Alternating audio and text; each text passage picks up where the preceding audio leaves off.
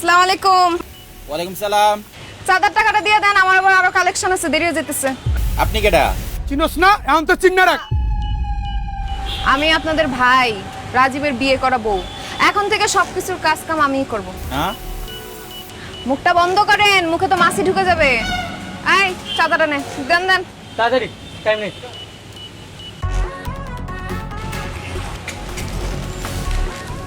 দিছে মুনসাস। ঠিক আছে, আসসালামু আলাইকুম।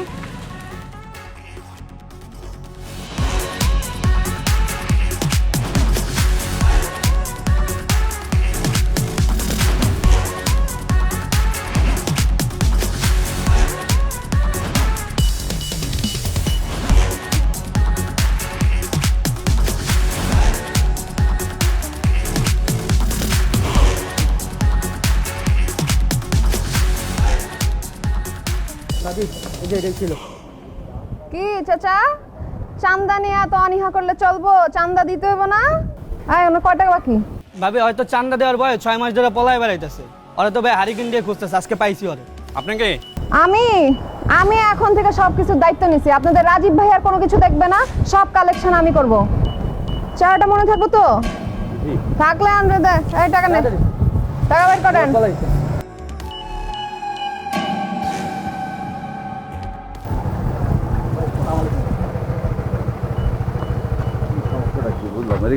কি? আরে আমি চাঁদা তুলতেছি। আরে কি করতেছো তুমি? এইসব মাথা খারাপ হয়ে গেছে তোমার? চাঁদা তুলতেছি, মাথা খারাপ আর কি আছে? এসব কিচ্ছু করতে হবে না তোমার, আসো।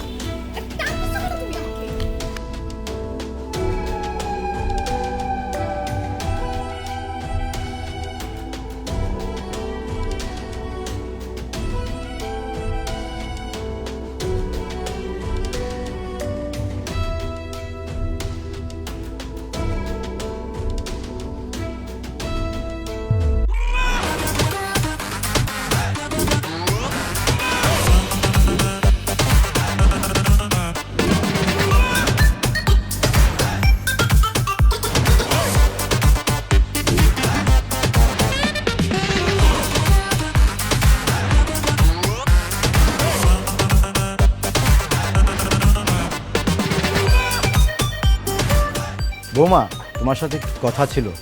হ্যাঁ চাচা বলেন। শুনলাম তুমি নাকি আজকাল এলাকায় চাঁদা তুলতেছো। মানুষের মুখে শুনে খুব খারাপ লাগলো। যা শুনছেন ঠিকই শুনছেন। এতদিন আমার জামাই করতো, এখন আমি করব। অবশ্য দেখতে দেখতে অভ্যাস হয়ে যাবে, আপনি এত টেনশন নিয়েন না, ঠিক আছে? এই সাবধানে কথা বলো। তুমি জানো তুমি কার সামনে দাঁড়িয়ে কথা বলতেছো? উনি সম্পর্কে আমার চাচা হয়। তো চাচারে তো চাচাই বলছি, কি চাচা বলছি না? এতদিন আপনার ভাতিজা চাঁদা তুলতো, আপনার কোনো সমস্যা ছিল না, এখন আমি তুলতেছি, খুব প্রবলেম হয়ে গেছে না? কেন, ও ছেলে দেখে? দেখো বৌমা, খারাপ কাজ যেই করুক না কেন সেটা খারাপই। ছেলে মানুষ করেছে বলে খারাপ কাজ কখনো ভালো হয়ে যায় না। মেয়ে মানুষ হয়ে রাস্তায় চাঁদা তুলতে যে খারাপ দেখা যায়, এটা বলছি না তোমাকে আমি? তারপরও তুমি আজকে রাস্তায় বেরোচ্ছ কেন? বেরোইছি চাঁদা তুলতে, আর আমি অবশ্যই বাইর হব। মানুষ আমারে কে কি বলছে এটা আমি কেয়ার করি না, ঠিক আছে? লাবণী, তুমি কিন্তু আমার সম্পর্কে জানো না। ধৈর্যের কিন্তু একটা সীমা আছে। আমি কি করব আমি কিন্তু নিজেই জানি না। কি করবা তুমি? হ্যাঁ, মেরে ফেলবা আমাকে? হ্যাঁ, মাইরা ফেলবো। তো মারো, মারো আমাকে, কই মারো মারো। এই থামো তোমরা। নিজেরা যদি তোমাদের মান সম্মানের কথা না ভাবো তাহলে তাহলে আমি বা আমরা কি করব? সমাজের চোখে যে কাজটা অন্যায় সেটা গায়ের জোরে, ক্ষমতার জোরে অনেকেই করতে পারে, কিন্তু সেটার ফল ভালো হয় না বৌমা। ঠিকই বলছেন চাচা, আমি সেটাই ওকে বোঝানোর চেষ্টা করছি। ওকে বোঝানোর জন্যই আমি চাঁদাবাজি করতে রাস্তায় নামছি। মানে মানে তুমি আমার জন্য রাস্তায় বের হয়েছো চাঁদাবাজি করতে? হ্যাঁ, কারণ আমি তোমাকে একটা জিনিস বোঝাতে চাইছি। কি বুঝাইতে চাইছো? কারো ইচ্ছার বিরুদ্ধে কোনো কিছু করলে তখন কেমন কষ্ট লাগে। এই যে আমি তোমার ইচ্ছার বিরুদ্ধে এখন কাজ করতেছি, তোমার কষ্ট লাগতেছে না? হ্যাঁ, কষ্ট হচ্ছে।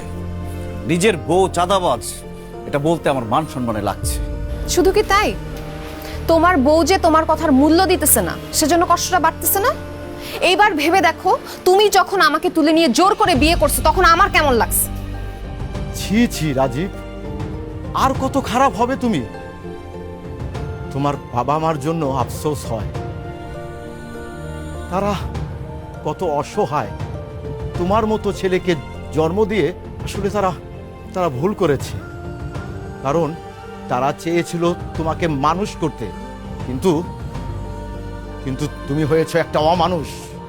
আর সেজন্যই এই অমানুষটার মধ্যে মনুষ্যত্ববোধ জাগানোর জন্য আমি এই কাজটা করছি।